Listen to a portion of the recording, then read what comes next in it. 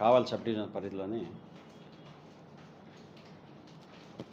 జల్లదంకి మండలంలో గట్టుపల్లి రెవెన్యూ దానికి సంబంధించిన గురు రాఘవేంద్ర స్టోన్ క్రషర్స్ నందు సూపర్వైజర్గా పనిచేస్తున్నాడు. ఏడుకొండలు సొంగ ఏడుకొండలు సన్ ఆఫ్ రమేష్, వయసు 40 సంవత్సరాలు. అతను పనిచేస్తున్నాడు. అతను ఇచ్చిన ఫిర్యాదు మేరకు నిన్న రాత్రి కేసు కట్టడం జరిగింది. అతను ఇచ్చిన ఫిర్యాదులోని కంటెంట్స్ ఏమంటే, నిన్న మధ్యాహ్నం 11:45 గంటలకి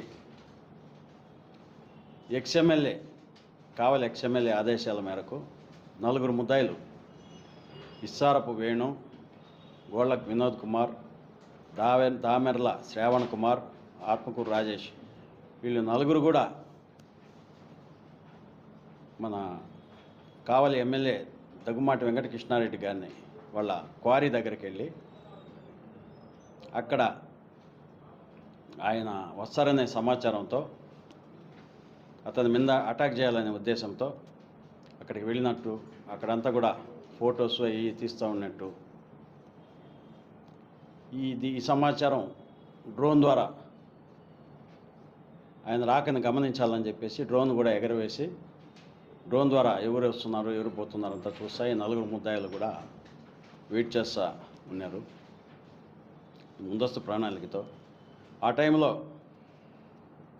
ఈ ఫిర్యాది కొంతమంది క్రషర్స్లో పనిచేసే కొంతమంది అది పసిగట్టి ఎవరు మీరు ఏందని వాళ్ళని అడ్డుకునేదానికి ప్రయత్నించగా వాళ్ళ మీద కూడా దాడి చేసి వాళ్ళని రాళ్లతో కత్తితో చంపేందుకు ప్రయత్నం చేసినారు వాళ్ళని.